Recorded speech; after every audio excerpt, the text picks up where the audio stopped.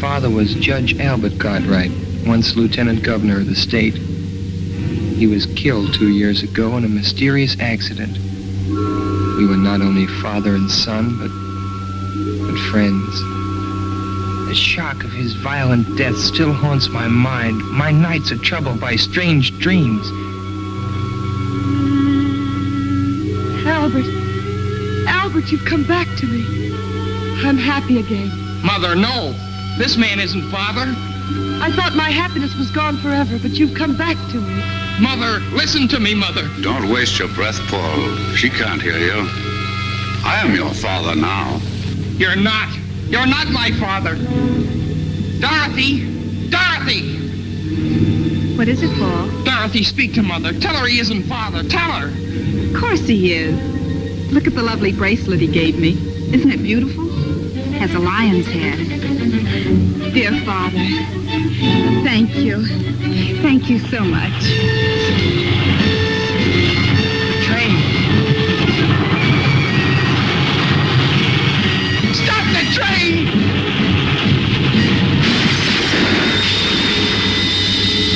Just what I've been waiting for.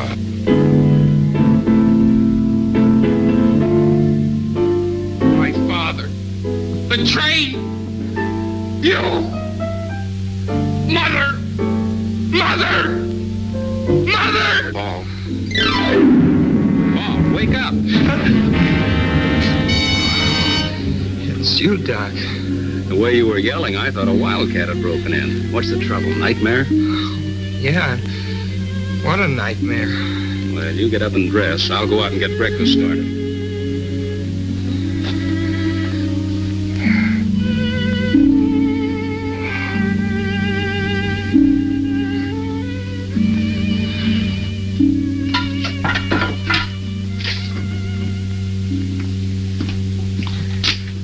Fall to, Paul. Here's your breakfast.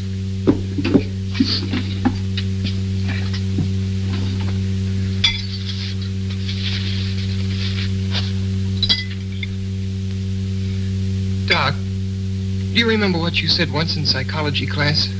About the phenomena of dreams foreshadowing future events? Yes. But to healthy-minded people, a dream is just a dream. Come on, Paul. There's nothing like an early start for good fishing. Doc, I'd like to go home today. Home? Why, Paul, what's the matter? I'm worried about Mother. Now, look, you're not going to let a dream spoil our outing, are you? Why do you suppose Mother didn't want me home for the holiday? Oh, she probably had some reason. Now, get on with your breakfast. I'd like to tell you about this nightmare I had, Doc. Well, all right, if it'll make you feel better. Let's finish our eggs, and I'll get the tackle, and you can tell me on the way down. He said, you have hallucinations. Come with me. I'll take care of you. And he held onto my arm. That was when you woke me up. Quite an extraordinary dream, but easily explained. At the inquest after your father's death, you remember, the engineer on the train testified that he caught a glimpse of the Acme Trucking Company sign as the truck pulled away. Although nothing's been seen of it since, it still remains the only clue to the unsolved mystery. Naturally, it will be impressed upon your mind. Well, yes, but... And the Schumann Concerto was your father's favorite composition, if I recall correctly. But it all seems so real, and I remember every detail. The bracelet, the abandoned farm buildings, and the things this man said, like, it's just what I've been waiting for. And the terrible danger to Mother and Dorothy. Forget it, Paul. You've been working too hard at school. This is a perfect way to relax. Hey, they're jumping like crickets. Come on.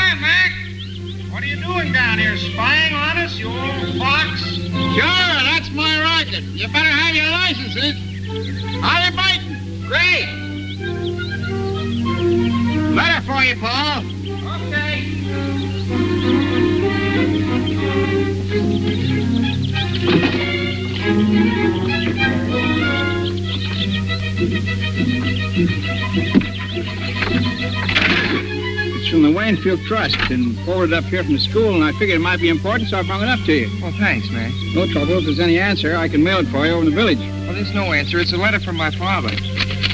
Huh? Say, you're not pulling my leg, are you, Paul? Oh, no, Mac. Dad left a series of letters with the office of his estate. I get one every few months. Well, I'll be doggone. Leave it to the judge to think of something like that. Uncanny smart that man was.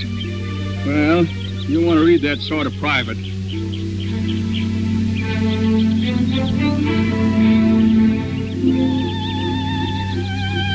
Good fishing, huh? Fine, Mac. How long you figuring on staying up here? Oh, Doc. Yes, Paul. Would you mind coming over a minute, please? Now, so long, boys. Bye, Mac.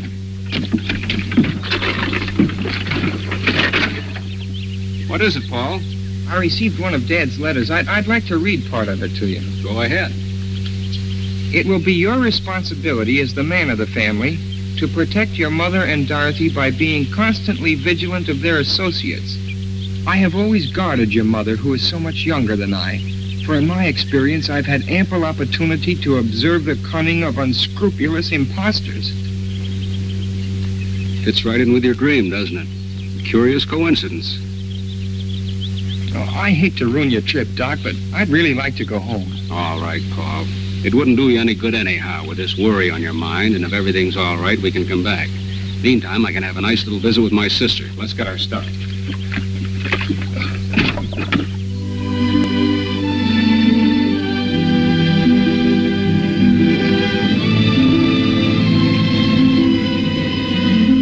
Thanks a lot, Doc. You're welcome, Paul. You can reach me at my sister's. Okay, so long, Doc. Hello, Ben. Mr. Paul. Well, this is a surprise. Oh, I got kind of homesick. How's everything, Ben? Well, everything's about the same so far. Where's my mother? Mrs. Virginia, she went over to the club to have lunch with Mr. Curtis. Curtis? Well, who's he? Well, he's been coming around here every day for the past month. You mean he's been coming around to see Mother? He sure ain't been coming to see me, no, sir. What's he like, Ben? Well, he's a fine-looking man, nice talking, too. But ain't exactly my place to venture an opinion, no, sir. You don't like him? Well, you see how it is. Being with the judge so many years, I got to know just what folks he like and don't like. And I kind of suspect this Mr. Curtis wouldn't be on the list, no, sir. I see. But don't you take no preconceived ideas from me, Mr. Paul. Tain't constitution. Like the judge used to say, to exert undue influence on the bench. No, sir. That's right, Ben. I better take your bag upstairs. Should I run you a bath, sir? Oh, never mind. I'll just take a shower. Yes, sir.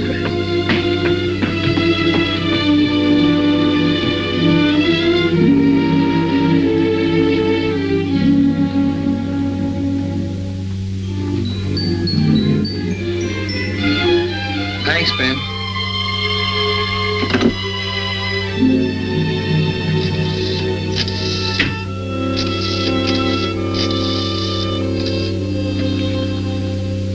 Hello, George. Yeah? Well, for guy's sakes. Well, where are you? Well, why didn't you let me know? Come on over. I want to talk to you. It's confidential. Okay.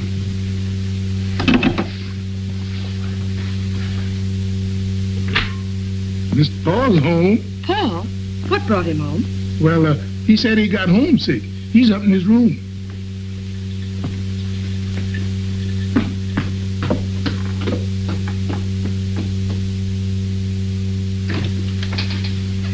Paul, darling. Hello, Princess. Didn't you like the fishing? Oh, it was all right, but I wanted to come home. Well, I had so many engagements, dear. Of course, if I'd realized Come that... clean, Mrs. Cartwright. Who's the Romeo? Benjamin told you. Well, his name is Brett Curtis, and he's most charming. You know, I haven't even been slightly interested in any man since your father died. But I must admit I like this one. You'll meet him tonight at dinner, and I want you to like him, too.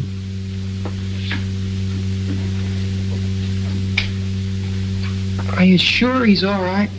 Of course he is. Everyone finds him fascinating. He's amusing and interesting. He's been everywhere, and he's most attractive. You know, in some ways, he reminds me of your father, except he's younger. Oh, don't look so worried. Well, you're my responsibility now, you know.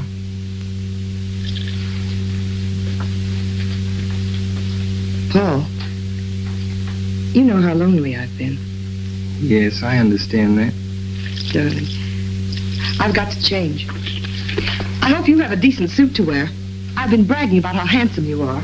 I'll probably slide down the banister in my pajamas. If you dare.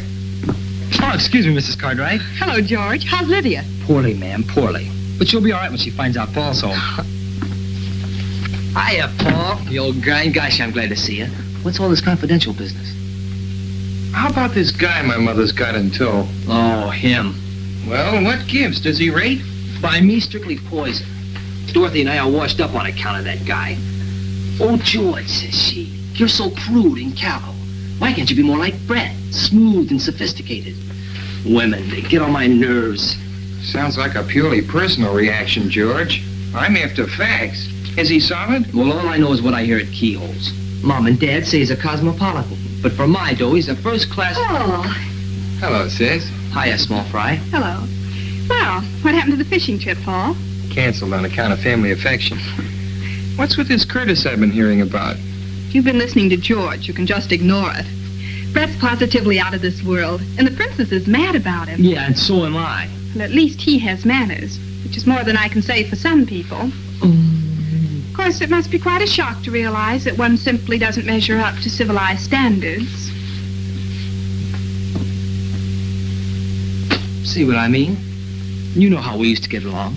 Now where am I? Oh, take it easy, George. It may blow over. Nah, she'll never be the same. And I'm too old to change. There he is now. Brett, how are you? For me? Oh, you're too divine, Brett, really. Brings a flowers, a big troop. Well, you'll simply turn my head. Turn her head, I'd like to wring her neck. She thinks he's a great wit, but nothing I say is funny anymore. How about staying to dinner, George? I don't feel like facing this alone. Okay. I'll call up home. You'll have to lend me a tie. Oh, sure.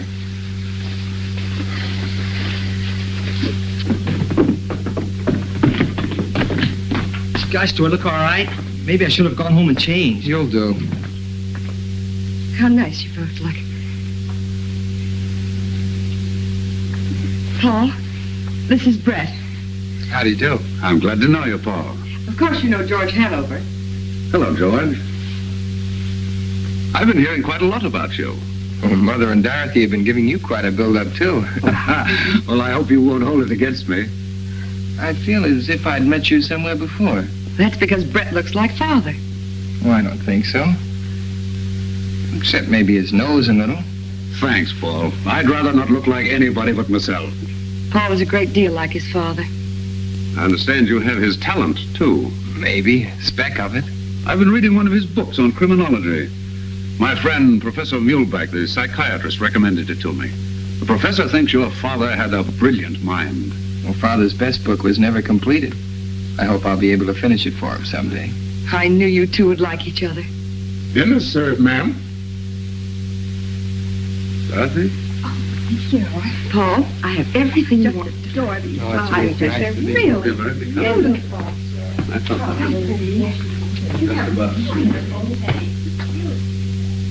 You don't mean to tell me you like him. I didn't say I liked him. I just said I could see why Mother likes him. Yeah, but does Dorothy have to drool over him like a goon? Oh, Dorothy's nothing but a child. Child, nothing. She's a first-class flirt. The way she hangs on that guy's words. Honest, Paul, it sickens me. Pure jealousy. Me? Jealous? Yeah. Gosh, that's right. Maybe I am. Paul, look. It was in the box with the corsage Brett gave me. Isn't it beautiful? It's a lion's head from India. Brett has such divine taste. Well, don't you like it? Nice girls aren't supposed to take jewelry from strange men. He's not a strange man.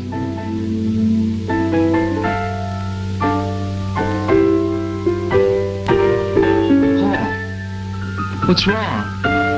You're as white as a sheet. I feel kind of...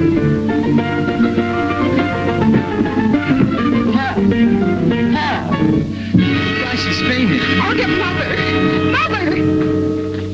Oh, Martin, What's the matter, Virginia? What happened? I don't know. Dorothy said he simply keeled over. When he came to, he babbled something about a dream and wanting to see you. He seemed all right at dinner time. Let me see him. Feel better? Say, you know, I had an uncle once. He used to get fits. They had to put a spoon in his mouth. Hello, Doc. Well, young man, what's this all about? Darling, what is wrong? Nothing, Mother. If you don't mind, though, I'd like to talk to Dr. Vincent alone. Well, I guess I'll barge along home then. Hope you feel better, chum. Well, I'll be okay. See you tomorrow. Right. You look feverish. Oh, I just had kind of a mental shock. Remember the dream I told you about this morning, Doc? Yes? The part about Dorothy and the bracelet? Yes? Well, there's a man Mother's seriously interested in, and Who is this man, Paul? Brett Curtis, and he did give Dorothy a bracelet. But Paul... And it was in a corsage, and there was the music, the same music, the Schumann concerto. This may sound kind of crazy, Doc, but that dream is beginning to happen. Now, wait a minute, Paul. Nothing has actually happened. The only similarity to the dream is the bracelet, and that could be a coincidence. You know, Dorothy's very fond of trinkets, and anybody who knew that might buy her a bracelet. As for the music, it's probably sitting on the piano. I wouldn't worry too much about it, son. Have you told your mother about this dream? No. Mother thinks I've got too much imagination. Besides, she's gone overboard for this Curtis, and you can't talk to people when they feel like that about someone. You're pretty young to know that. Oh, I felt the same way about a girl last year. Nobody could tell me anything until I found it out for myself. And you may be entirely wrong about this man. Now, the best thing to do is to find out all we can about him. Suppose you and I go down and see Bill Allen tomorrow. A banker doesn't usually take people at face value. And we'll let him investigate.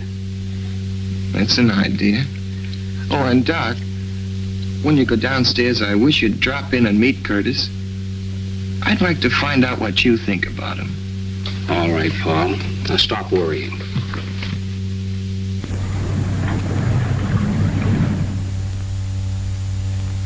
Come on, Paul.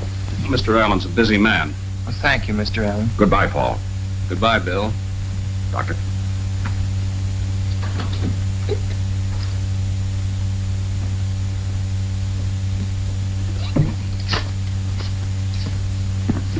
Good morning, Curtis. Well, good morning, Doctor. Hello, Paul. How are you feeling?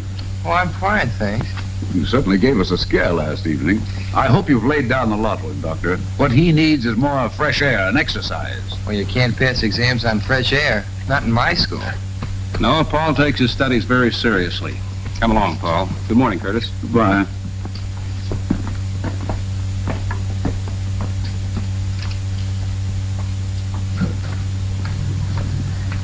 You don't suppose he followed us here? Oh, come now, Paul. The man banks there.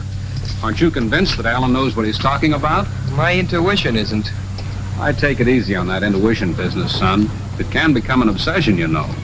Well, if you don't mind, Doc, I think I'll walk home. Well, that's a splendid idea. Do some deep breathing and try and rid your mind of Curtis.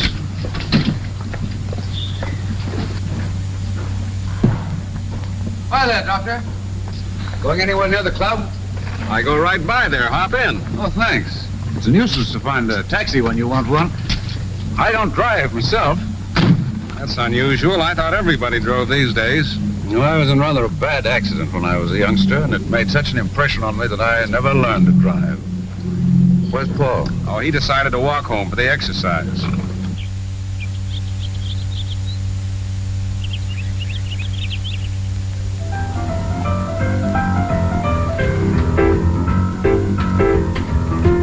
Hiya, Paul. Feeling okay? Sure.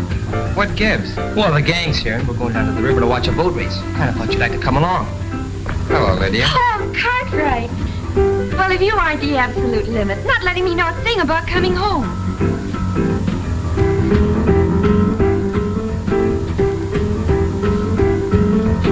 Ben, what are you doing with that picture?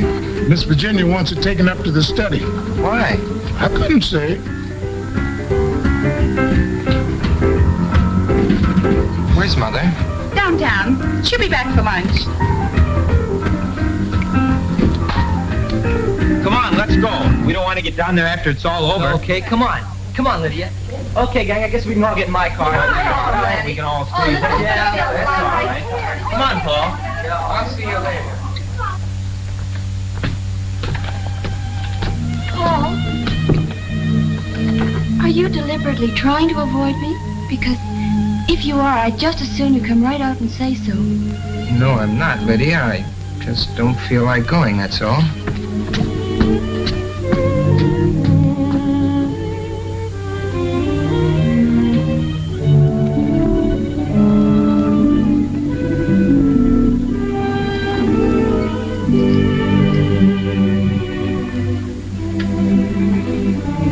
I'm sorry, sir.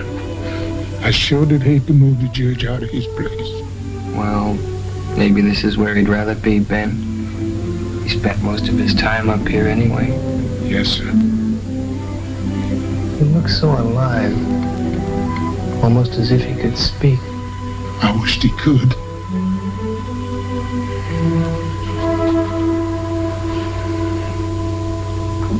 Ben, when is Curtis coming here again? He's coming to lunch. I want you to do something for me. Anything you say. When you take his glass off the table, don't touch it. Use a napkin and put it aside. You know what I want, Ben. Yes, sir. Oh, and Ben, I'd like a sandwich and a glass of milk up here, please. Yes, sir. Do you have the keys to the files? Thanks, Ben.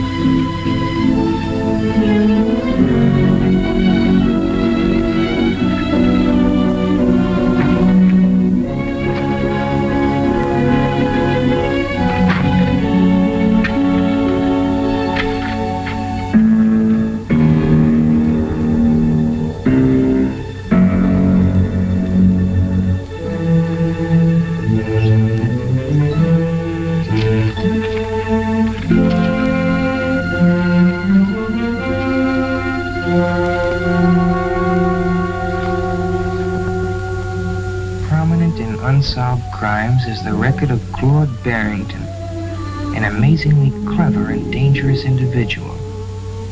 He was suspected of innumerable crimes, including attacks on young girls, even murder. Yet the police have never been able to find sufficient evidence to warrant his arrest. His quick disappearances, the failure of witnesses to identify him, the lack of fingerprints or photographs indicated a marked talent for crime.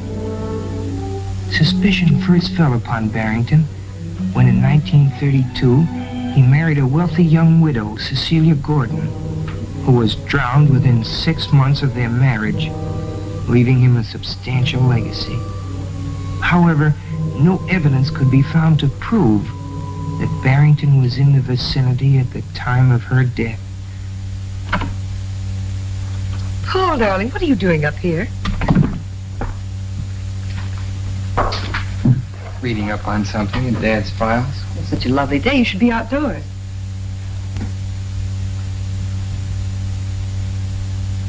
I'm sorry about moving the picture. I wanted to change things in the living room. It's so old-fashioned. I wanted to brighten it up a bit. It's all right, Mother. Paul, are you going to make things difficult? I haven't said anything. It isn't what you say, it's your attitude. Why don't you like Brett? Just don't want you to make a mistake, that's all.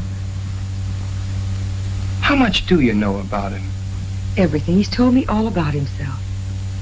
Paul, why are you so mistrustful? I received one of Dad's letters yesterday. Maybe you'd better read it.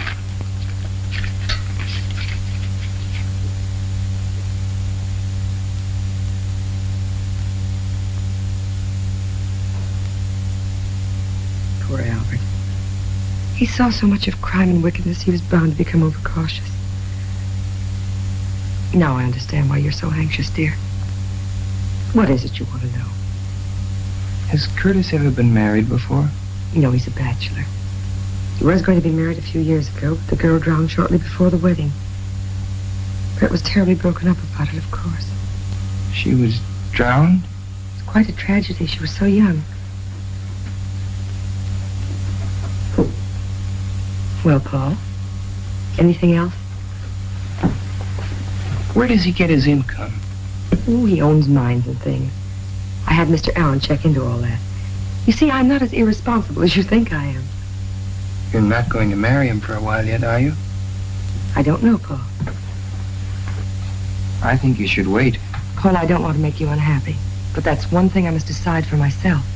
You mean you're going to marry him right away? I may. But you can't. You've got to give me time to... Give you time? For what?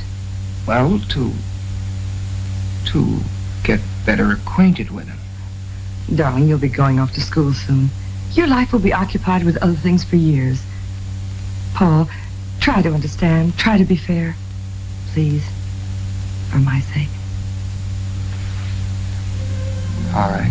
That's better. You'll be down for lunch? No, Benjamin's bringing my lunch up here. I'll be down later. Maybe you could play some tennis with Brett. He plays an excellent game. If you just give him a chance to be himself, you two would probably be the best of friends in no time.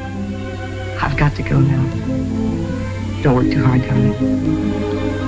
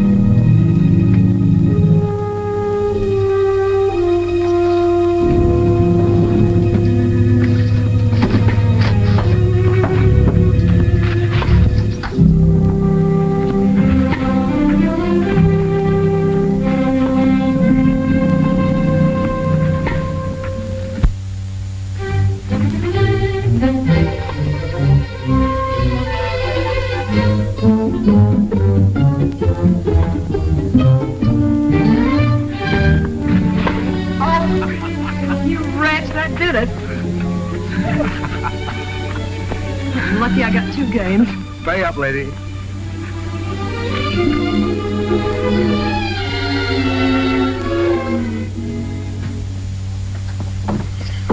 Hello, Paul. How are you feeling? Okay, how's the boat race? Keen. The Blue Moon won. You should have come with us, Paul. Lydia's furious. Oh, she'll get over it. I've got too much on my mind. Any lunch left for me, Ben?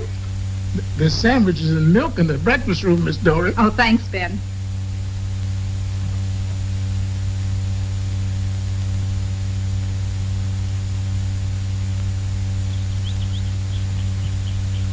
Hello, darling. Hello, Paul. Where have you been hiding? Well, I had some work to do. I hear you're taking law at college. Just the groundwork. My main interest is criminology. Mr. Curtis, do you believe there's such a thing as a perfect crime? It's possible. I've been reading about some perfect crimes in my father's files. He believed there were more undetected criminals at large than have ever been caught. Well, I shouldn't be surprised. The police have their limitations. What a morbid conversation. Brett, it's too bad you've changed. You could have played some more tennis with Paul. I wouldn't have time, darling. I promised to go up to Middleborough and look at some property for a friend of mine. Oh, Brett, why couldn't we drive you up? The ride would do Paul good. Oh, that's nice of you, Virginia, but it'll take hours to look at tracks, and I'll be talking business. I'll phone you when I get back. I'll walk down to the gate with you. Do, Paul. Goodbye, Brett. See you later, darling. Understand you've traveled a lot. Well, yes, I've always been curious about what was beyond the next horizon. Ever been in Nevada? Yes. Magnificent country it is, too. Makes a man wish he could paint. You'd like it. What's Reno like? Oh, that's indescribable. It's a hodgepodge of Wild West and Wild East. Cowboys, divorcees, mink and mustangs, Jude ranches, and the real thing all shuffled together. I'd like to see some of those old ghost towns. And a real silver mine. Well, I have an interest in several mines. Perhaps we'll take a trip someday. Do you know Colorado? Quite well. Waynfield must seem pretty tame after those places. I've seen pretty much everything worth seeing. I'll be glad to settle down right here. Well, goodbye, Paul. See you tomorrow. I hope we're going to hit it off together. So long.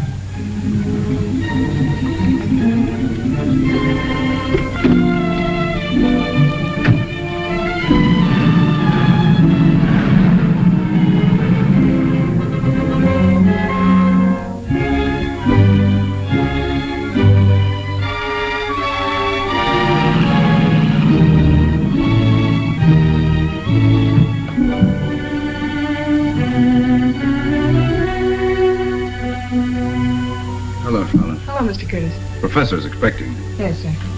Mr. Curtis. Send him in. Go right in.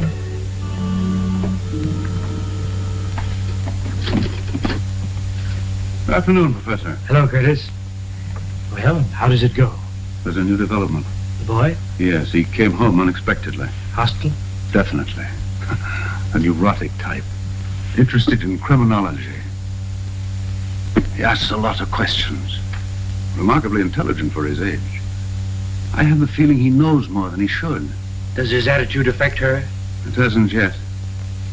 But he's a persistent little devil. This morning he made inquiries about me at the bank. Nothing to worry about there. Everything is in order. This afternoon he was looking through his father's files. When he came downstairs, he asked me if I believed there was such a thing as a perfect crime. You'll bear watching. Has she accepted you? She hasn't yet, but she will. What's the girl's attitude? Oh, Dorothy. A complete conquest. A little beauty, too. Be careful. I warned you before. That weakness of yours will ruin all our plans. Don't worry. Nothing will ruin our plans. I waited a long time to get back at Cartwright. I'll make them pay for his meddling interference if it's the last thing I do. You'll do as I tell you. Don't forget, I'm in this, too. Perhaps I made a mistake. Perhaps I should have kept you as a patient instead of making you an associate. Don't forget, I'm concerned with the financial outcome in this case, not your personal revenge. You have nothing to complain of. Everything's working out. The boy is the first hitch. He sounds like a subject for mental analysis. You might suggest it to the mother. Sometimes these cases destroy themselves. The important thing is to get the wedding over with as quickly as possible. When you are legally in possession, we can take care of him here. Funny, that thought was in my mind, too. But why wait till I'm in possession? As her husband, you would be in a position to comfort her. As her fiancé, such a tragedy might cause a revulsion against you. That's true. Therefore, you must lose no time. The stakes are high, and there's constant danger if the boy is following the Barrington trail. Barrington is legally dead. Fortunately, so is the judge. However, fools and children sometimes stumble upon details which even the most careful strategist has overlooked. I had better meet the lady as soon as possible. Meanwhile, you must impress her with my professional distinction. Understand? Perfectly. Now be careful. If you can't accomplish this within the week, our relationship shall revert to that of doctor and patient. I'm spending the weekend with them. I'll have her consent before Monday.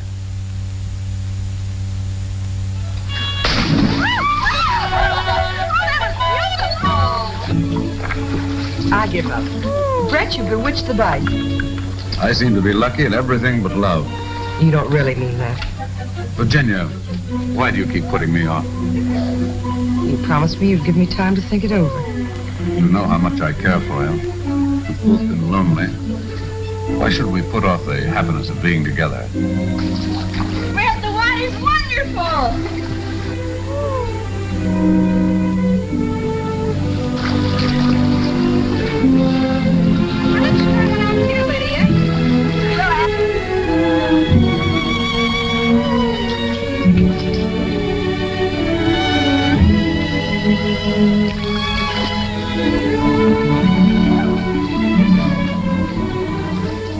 Brett, my answer's yes.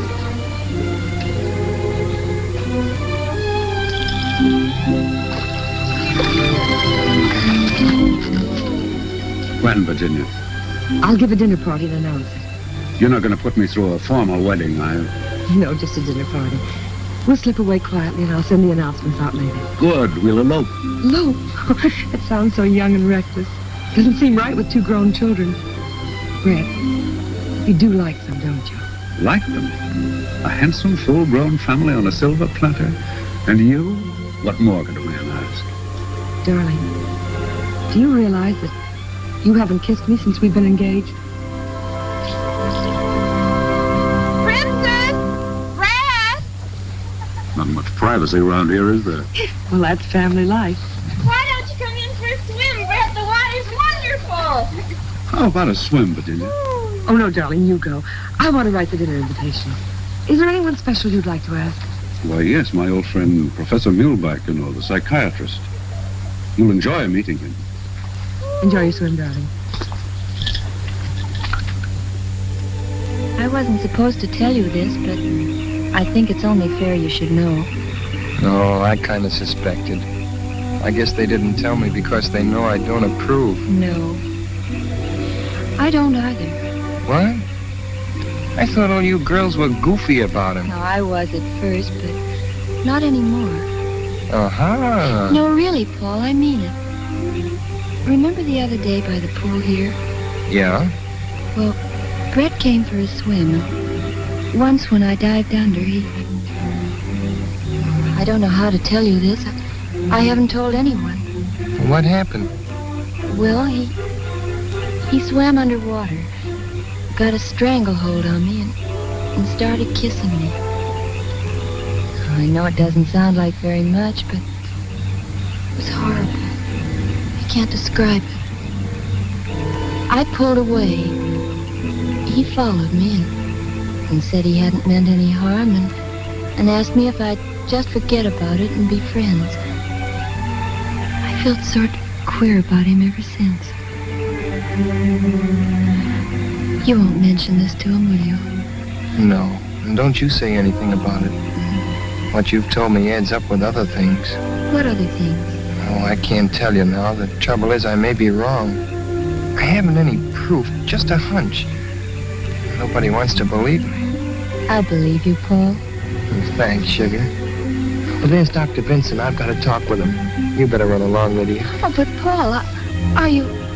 Well, what I mean to say is, you still like me, don't you? Oh, sure. But everything's on ice for a while. No dates. Yes, all right. Only, don't forget. Okay, funny face.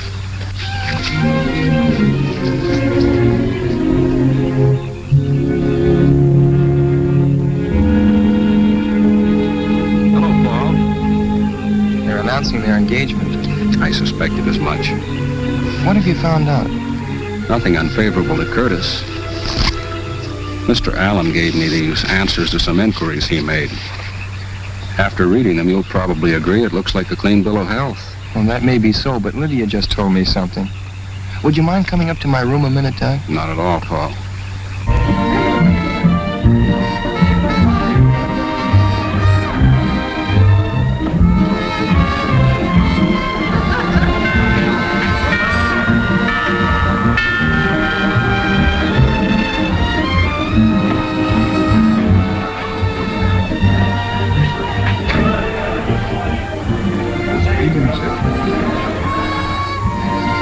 Good evening, Professor. I'm glad to see you. Good evening, Curtis. Well, I was afraid you wouldn't get here. You know how it is, always something at the last minute. Of course.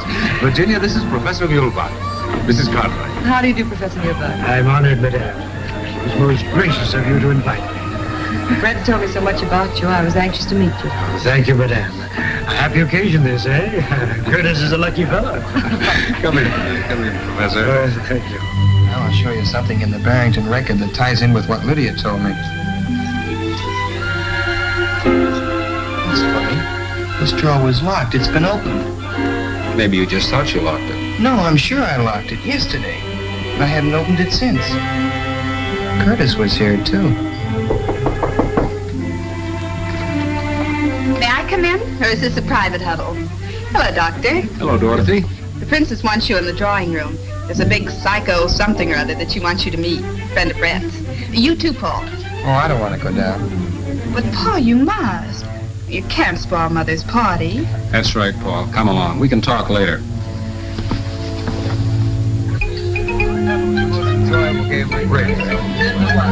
However, I must say that I think that we won that rubber. Why? Because Virginia was keeping score. Virginia's arithmetic is delightful. She subtracts by counting backwards on her fingers. 10, 9, 8, 7, 6. That means 10 minus 5 equals 6. Well, that's right, isn't it? Of course it's right.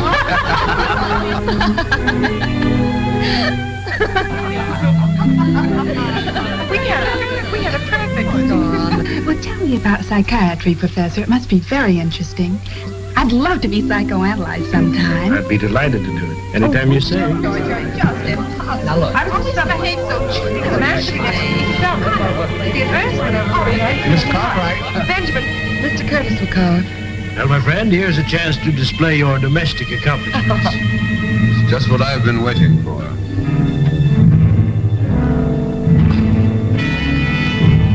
It's just what I've been waiting for.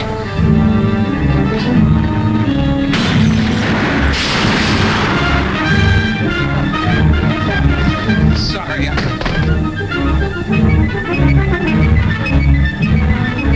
don't feel well. Excuse me. You stay here, Virginia. I'll take care of him. Paul hasn't been himself lately. An extremely sensitive boy, madame. I would like to talk to him. I have been most successful with the juvenile neurosis. It's nothing serious, Professor, I'm sure. Paul, what is it now? Words in my dream. Curtis said, "It's just what I've been waiting for." When he said that, I could hear the train coming and then the crash. Gosh, Doc, it's spooky. It's got me. You've got to pull yourself together, Paul. Now, let's look at this thing realistically. I understand Bill Allen's going to announce the engagement. He's known your mother all her life. Do you think he'd sanction a match if he weren't sure of Curtis? I can't figure it out. Maybe I'm going wacky, Doc, but I could swear he's Barrington. Barrington's dead, Paul. I don't believe he is. But it's too fantastic.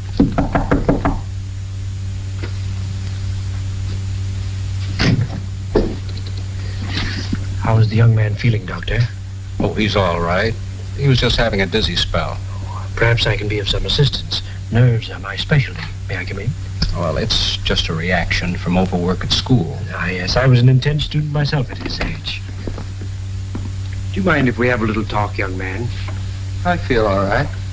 Perhaps the doctor had better go downstairs.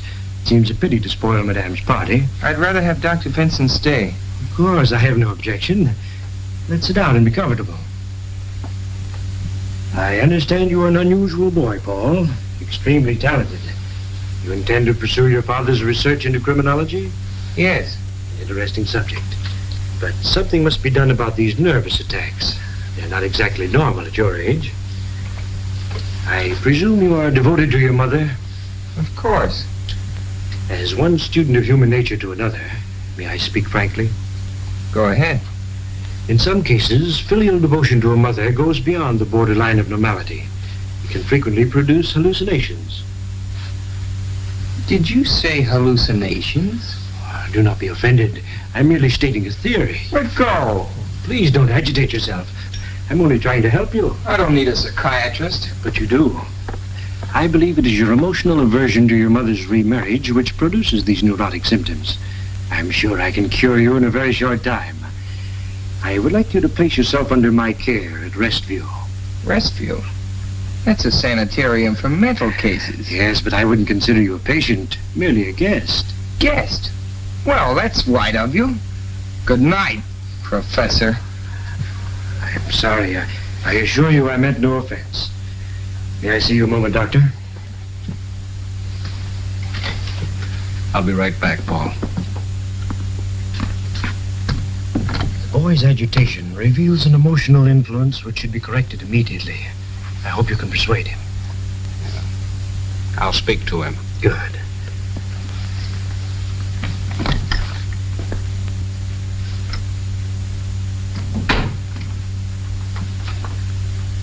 Well? The same words as your dream, weren't they? It's extraordinary.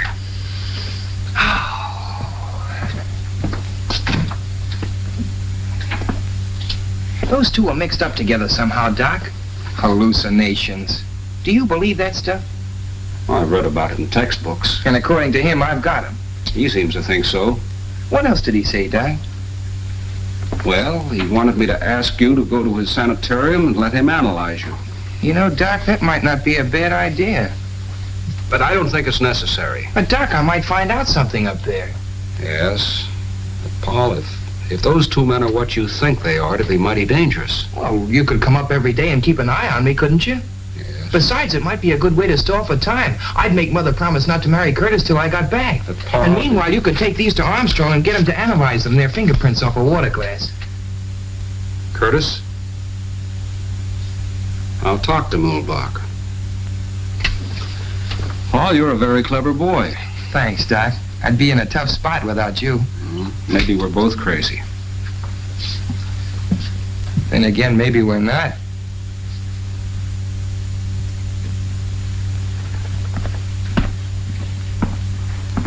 It's a lovely room, isn't it, Paul? Very nice. I hope you'll find it comfortable.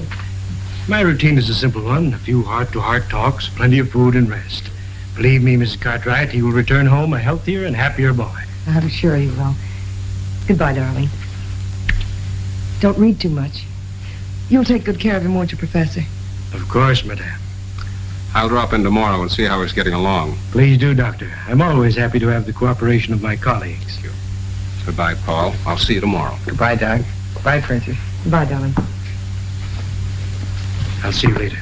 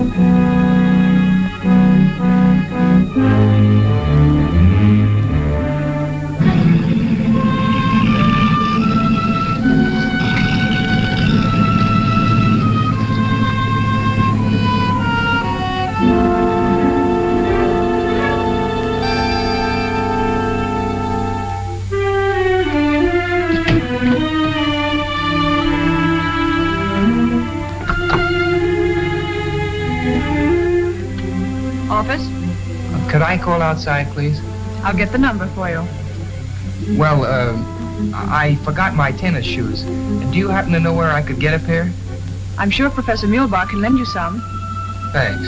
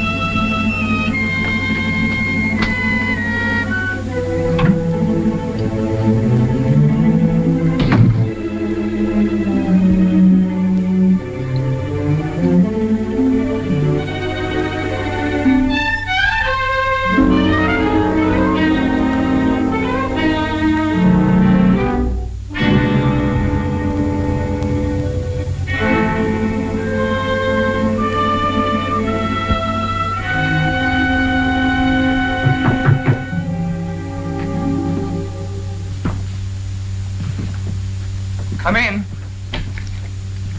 Well, Paul, can I help you get settled? Oh, no, thanks, Professor. There's not much to do. That's a funny place to hang your coat. Oh, I got tired of looking at myself. Same old face. Touch of inferiority, eh? We'll overcome that. I encourage tidiness as much as possible.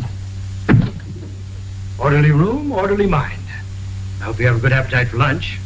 Pretty fair. Anything special you prefer? Well, I'm not fussy, Professor. That's a nice garden you have. Gardening is my hobby. I'm very proud of my flowers. How about the rest of the place? Do you have many patients? Quite a few, but don't let your mind dwell on that. We are facing in the direction of normality. I hope you will have complete confidence in me. I will ask you many personal questions. You must be truthful and accurate in your replies. That's important. Remember, we're friends. Just call the office if you want anything. Is it all right if I use the phone to call outside? Certainly. Feel free to call anyone you wish. Thank you. I'll see you at lunch.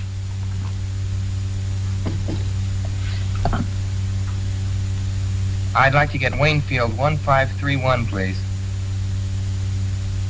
Hello, Vixen. What's mixin'? Oh, Paul, where are you?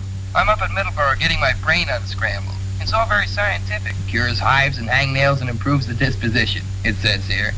Are you missing my kissing? Was that some kind of code? No, just juvenile vernacular. What place is the significance? Young romance in the modern manner. Romance, I see.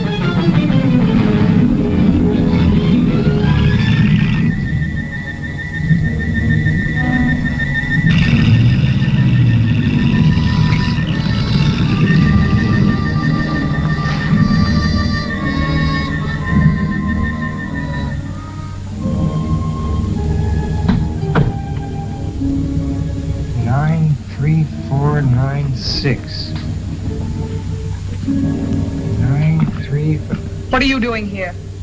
Well, I can't sleep. Nightmares. I'll get you a sedative. Go to your room. We don't permit the patients to wander through the corridors at night. Well, I'm not a patient. I'm a guest. I must admit the boy puzzles me. I can learn nothing from him except that he suspects you. I'm sure he knows you're Barrington. How he arrived at that conjecture, I don't know. From his father's files. I found the Barrington folder in his desk. The boy's as persistent as his father was. I won't be in the clear until I get squared with the entire family. It'll be quite ironic, won't it? The elusive Barrington, married to the widow of the Honorable Judge Albert Cartwright. He won't be if Paul can help it. Right now, his main idea is to delay the marriage. He's managed that already. She promised him not to marry me until he returns. There must be some way to overcome that. Find some pretext to leave town, then persuade her to join you. You should have sufficient influence to overcome her promise to the boy. I will detain him here as long as possible. As soon as I have word from you that the ceremony has been performed, this troublesome opposition can be eliminated. How do you propose to do it? I will attend to it. Come in. Mr. Curtis, ma'am. Oh, Brett. I didn't expect you so early. I had to see you, dear. I have to go to Washington on business. Oh, darling, what a shame. I want you to come with me. We can stop off at Richmond and be married. I couldn't do that, Brett. I promised Paul. Are you going to let Paul spoil things between us, Virginia? Darling, don't even think such a thing. Then come with me. We'll turn the trip into a honeymoon. Couldn't we wait till Paul gets back? I'd feel so much better about it. Virginia, from the first moment we met, everything went perfectly between us. Then Paul came home and you began to change. Nonsense. We announced our engagement. Everything will go as we planned. Let's go down and get the license and have it over with today. Right now. I couldn't. Very well, then. Just as you wish. I'll be leaving this afternoon. I'll be gone for several weeks. Brett, do you really have to go? Perhaps it'll be just as well if you had time to think this out alone. I want you to be sure of your feelings, Virginia. But I am sure. You know that. Then why not marry me and stop worrying about Paul? I can't help being concerned about him, Brett. He's my own boy. But he's getting the best of care. Muhlbach will have him well again in no time. Let's call him up and find out how he's getting along. Of course, he's doing splendidly, madame. You have no cause to worry. No need to delay your marriage. Allow me to offer my felicitations. Goodbye.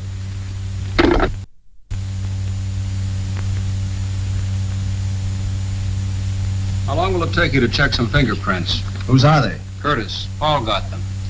He asked me to turn them over to you. He's a chip off the old block, all right.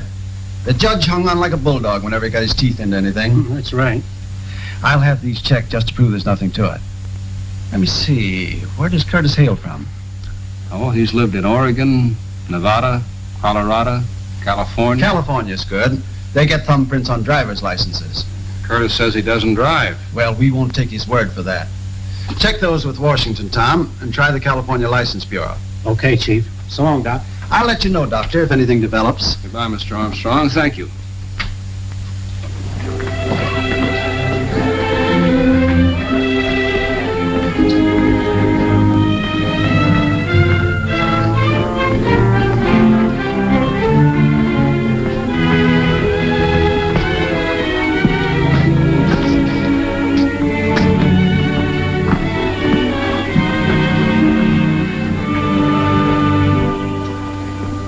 Say the door was not locked? Why should it be? Sometimes we lock doors as a precaution against somnambulism. Miss Farber notes here that you complained of having a nightmare. Can you tell me about it? Only that something dangerous was going to happen. You have such dreams often? Yes. Can you remember anything definite about them? The train, my father's death. I dream of that often. I understand, of course. Shocking accident. It preys on your mind. It wasn't an accident, Professor. It was murder. That was never proven. You have some theories on the subject? Yes. Indeed. I should be interested in hearing them. Well, I'd rather not talk about them now, Professor. It gives me a headache. Very well, Paul. Now, what would you like to do by way of diversion? Oh, I see you have some binoculars. They must be good ones. They are excellent. Would you like to examine them? Could I? Of course. Go right ahead.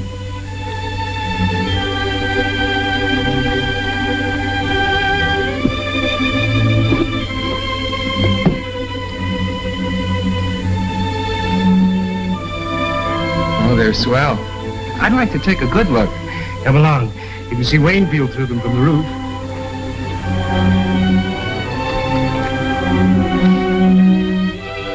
There's the county seat down there.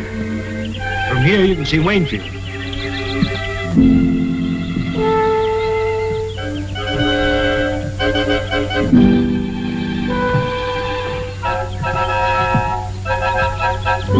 Over here, Paul, you can see the ferry crossing the river. What's that building down there? Just an abandoned farm. Over this way, Paul. See the ferry? You can almost distinguish the people's faces on the deck.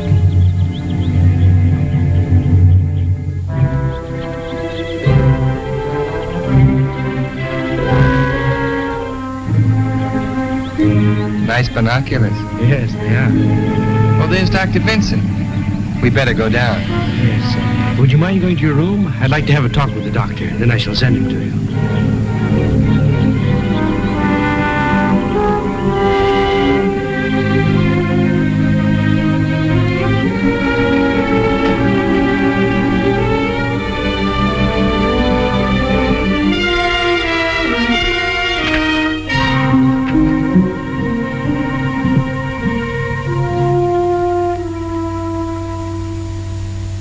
I'm very glad you came, Doctor.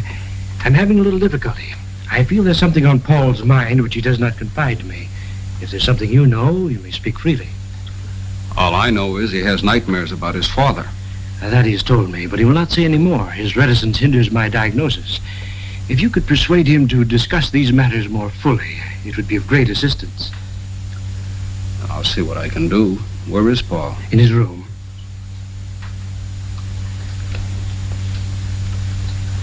Show Dr. Vincent to Cartwright's room, please. Thank you.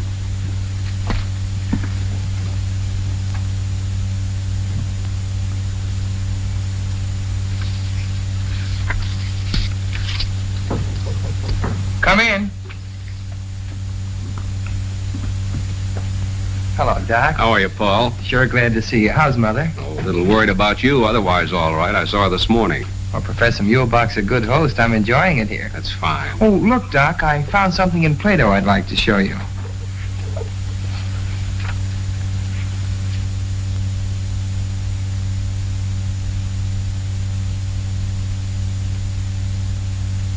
Oh, yes, yeah. Great chap, Plato. Modern today as he was in his own time. Paul, how'd you like to take a little ride with me? Well, that depends on Professor Muhlbach. We'll have to ask him. Well, let's do that.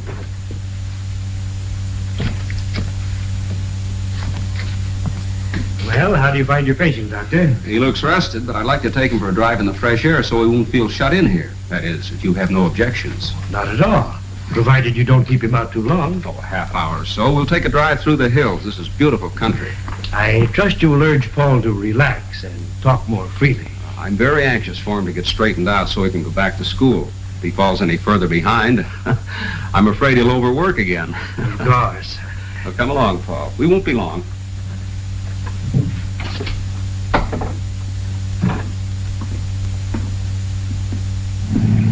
That was luck. I didn't think he'd let me go.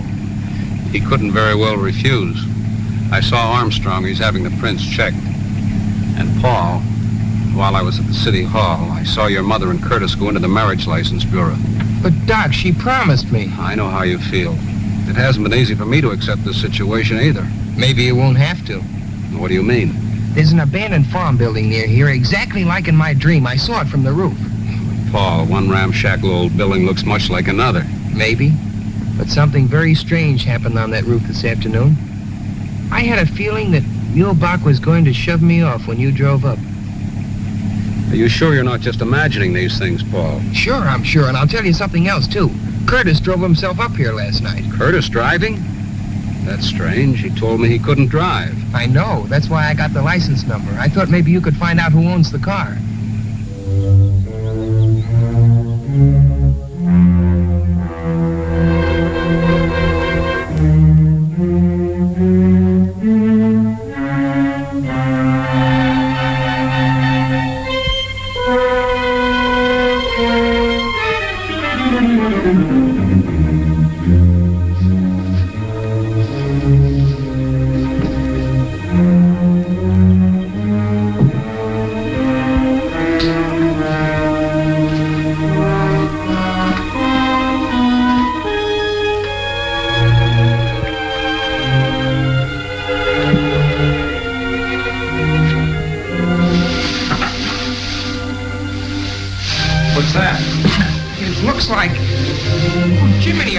a motor. Give me a hand, will you, Doc?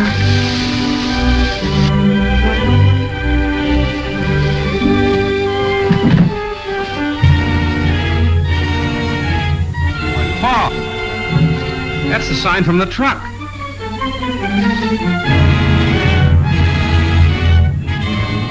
Son, you certainly called a turn on this one.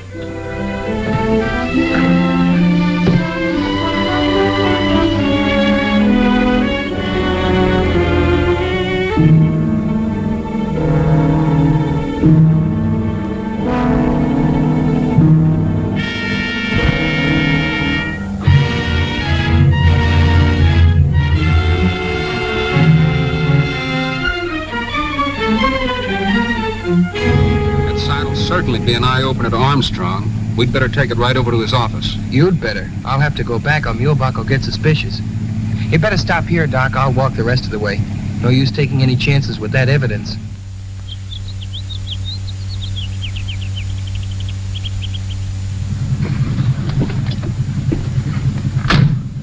I don't like to see you go back in there feeling the way you do about that place. Oh, I'll be all right. I've got to go in and stall for time.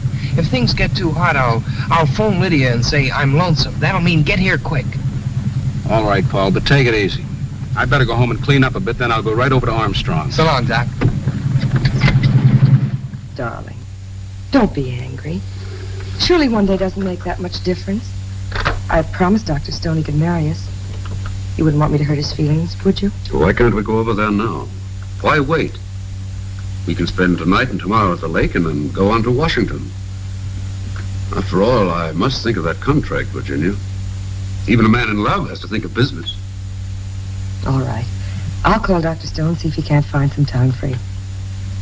He ought to be able to work us in somewhere. A ceremony doesn't take long. Do you want me to call him? No, I'll do it.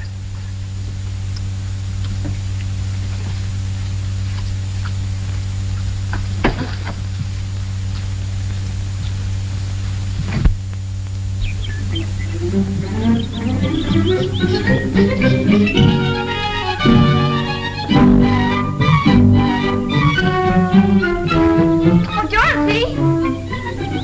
Hello, Lydia. Oh, hello. Is Dorothy home? No. Oh, well, I'd better come back later. Oh, don't go away. Brett? Oh, Brett, where are you? Out here. We have a visitor. Hello, Lydia. Hello, Mrs. Cartwright. Well, goodbye. That's strange. What on earth happened? Nothing. She just came looking for Dorothy. What did Dr. Stone say? Dr. Stone? Oh, yes. He's busy all day today and this evening. But I made an appointment for noon tomorrow. Oh, good. Now, where shall we go to celebrate? Why not go to that little inn where we first had dinner together? Brett, I'd rather not go out tonight. I've got packing to do and a few letters to write. I'll just have dinner on a tray in my room with Dorothy and tell her the news. She goes back to school on Monday and I won't have another chance to see her. I hope I may look forward to your exclusive attention on our honeymoon, Mrs. Curtis. Well, you shouldn't call me that, not yet. It's very unlucky, you know. With all the luck I have, I can afford to be reckless. I'll phone you later, darling.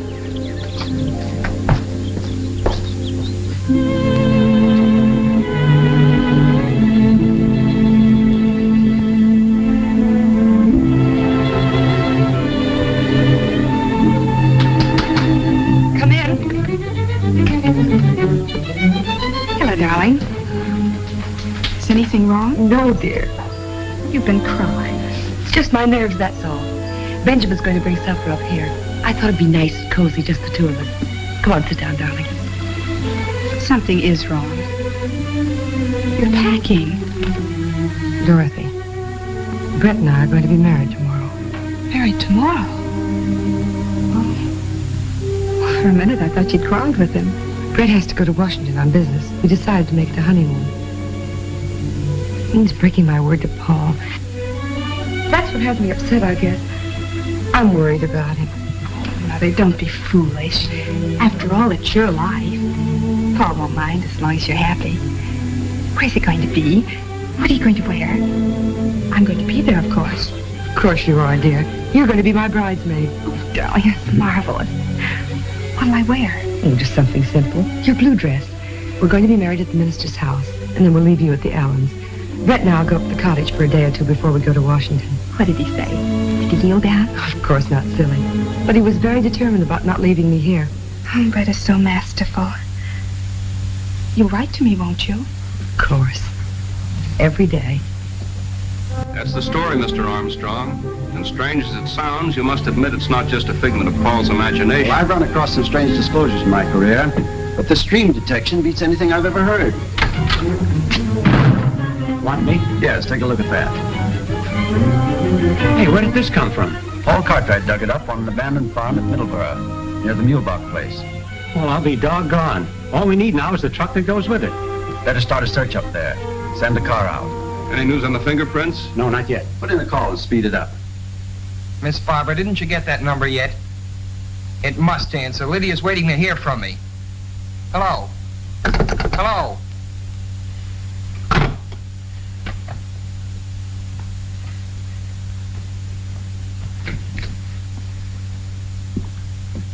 What do you mean by disconnecting the phone when I'm trying to get a call through? I want you to be absolutely quiet. You are agitated. I was afraid your outing today would be too much for you. I'm getting out of this place, but quick. Not in your present condition, my boy. You are hysterical. I couldn't possibly allow you to leave in such a state. Allow me? You don't think you can keep me here if I want to go, do you? I'm afraid that may be necessary. You seem to be forgetting that I'm a guest. All my patients are guests. Sit down, my dear boy, and calm yourself. Tell me, what has upset you? Was it something you found at that farm where you went this afternoon? You followed us. I observed you from the roof with the binoculars. All right, since you know so much. We found the truck that killed my father. The police ought to have the evidence by now, and I know you and Curtis were mixed up in it. Again, you were having hallucinations.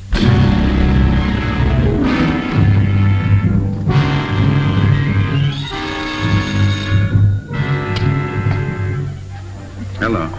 Oh, hello, Professor. Where have you been? I've been trying to reach you for the past hour. Well, I went to the station for tickets. We're being married tomorrow noon. That's impossible now. I'll explain when I see you. Meet me in half an hour at the east end of the golf course.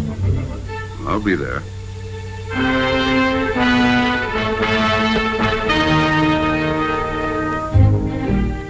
I don't like to exaggerate Paul's danger, Mr. Armstrong, but that place up there gives me the creeps.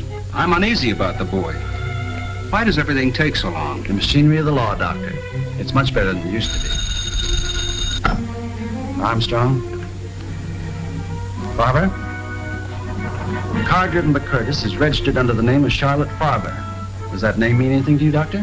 Why, yes. She's Muhlbach's secretary. Yeah? Put a blanket out for it. Get going. Chief, the California Motor Vehicles has a thumbprint on Brett Curtis. It matches the print taken from the body in the mine identified as Barrington. That means Curtis was killed in the mine, not Barrington. Paul was right. And Barrington is just cunning enough to pull something like that, too. Then it isn't unlikely that Curtis... Could be Barrington. Well, Chief, we got what's left of the truck, buried under a ton of hay. Any fingerprints? Yep, in the tool compartment. Compare those.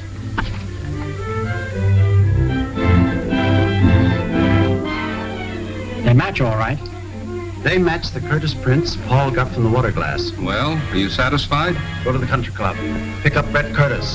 Suspicion of murder. Cartwright case. Right, okay. We've got to get to that boy, Armstrong. Muhlbach and Curtis are working together, and there's no telling what may have happened to him by this time. Get me in the Muhlbach place at Middleburg. Now, don't worry, Doctor. We'll find out in a few minutes.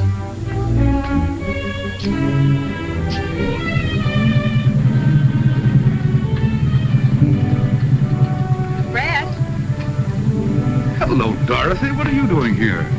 Princess told me about tomorrow. Brett, I'm so thrilled. Mother's going to let me be a bridesmaid. Isn't that wonderful? I thought we might drive down to the florist and get dozens of roses and take them to the cottage. I want to do something special, and I'm sure the princess would love it. That's a charming idea, Dorothy. I should have thought of that myself. Well, then, let's go. Now, just a moment. I was going to meet somebody here. But I'll leave a note for him. But don't be long. Sir, that's strange. Come on, Doctor. My car is downstairs.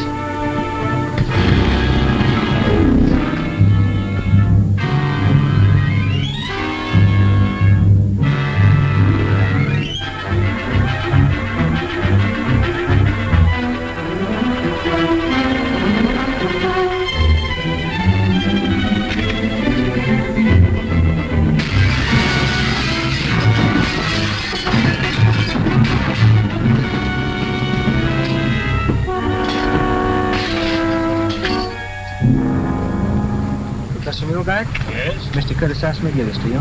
Thank you.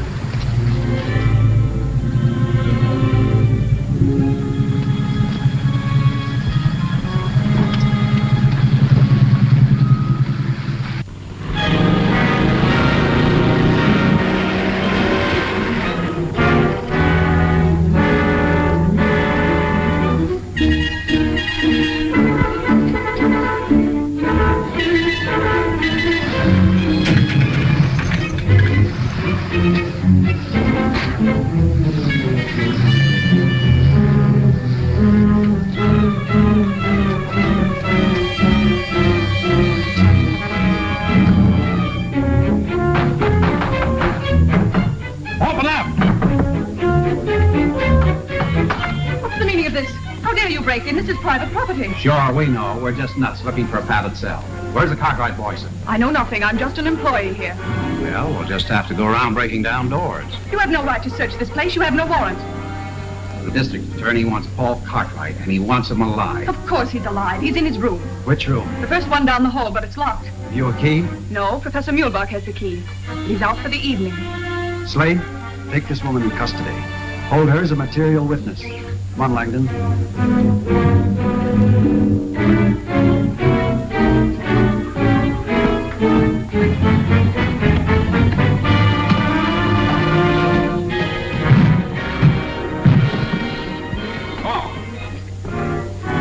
We're too late. I'm not so sure. Look at this. Good boy. He got away. I hope. There's no connection here. We can call from the switchboard.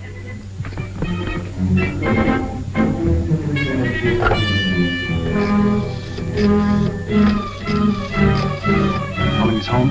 No, I'm calling Lydia. I don't want to alarm Virginia just yet. Curtis may be there. That's right. I'd better have the Cartwright house covered. Hello, Lydia. Yes, this is Dr. Vincent. I'm up at Muhlbach's. We've been trying to get you in Mr. Armstrong's office. Paul's here. Hello, Doc.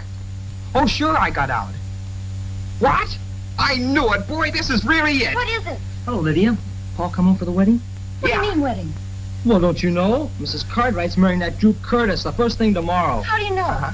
Well, I saw Dorothy and Curtis come out of the florist with a big box, and they drove off in her car. Mike Pepys told me they were going up to decorate the cottage on account of Mrs. Cartwright. Curtis and Dorothy have gone up to the cottage alone? Yes. Listen, Paul. Just a minute, Doc. Curtis and Dorothy have gone up to the cottage together alone. What? Doc, my sister and Curtis went up to Lakewood. She's alone with them. Muhlbach knows the police are happen. Anything can happen. We're getting out there. So long. Come on, where's the car? Outside. Lydia, you better stay here. Not me. I'm coming with you. Well, why doesn't somebody tell me something?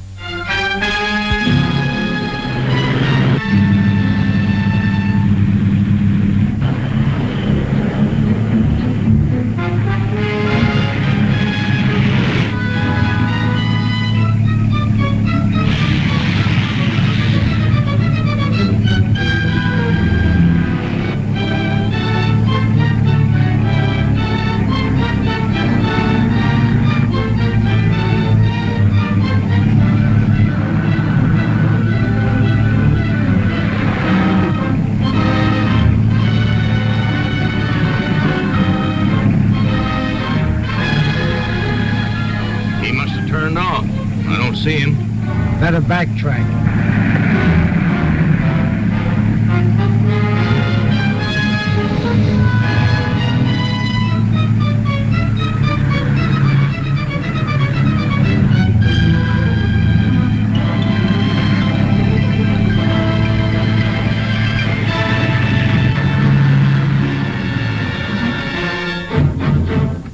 Put up your hands and get out. What's the meaning of this? You're under arrest. This is an outrage. You must be mistaking me for someone else. Come along. Get it. Good, the princess will arrange them all over again. She can make flowers look as if they just grew out of a vase. Well, we better be starting back, Brett. What about a ride in the launch? It's perfect out on the lake. There are a million stars floating on the water, and the crescent moon looks like something out of Omar Khayyam. Brett, you are the most romantic person. Most men around here never even heard of Omar Khayyam. Or if they did, they think he's a Turkish wrestler or something. Mother's really lucky. I'm glad you think so. Why are you looking at me like that? because you're very lovely in the moonlight. Oh, everybody is. But I adore compliments. The best I ever got from George was, oh, come on, you look all right. You know, Brett, I've grown out of that crowd. I don't know what I ever saw in them. I'm really quite poetic at heart. Only it's positively lethal to let anybody know about it in our crowd. They simply jeer. I heard a car, didn't you? Probably out on the main highway. Come on. Don't hold my arm so tight. Oh, I'm sorry. Steps are so uneven, I was afraid you might fall. Really, Brett, I think we'd better not. I must be getting back. Mother will be worried. Where's your spirit of adventure? I thought you were romantic. All right. But we won't stay long.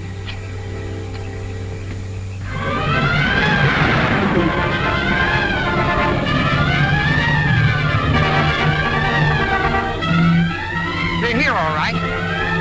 There's no lights on in the house. There's a light in the boathouse.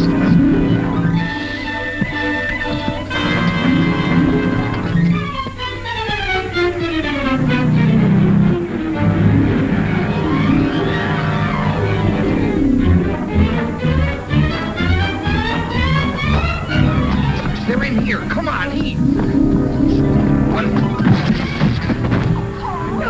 All right, Barrington. You meddling fool!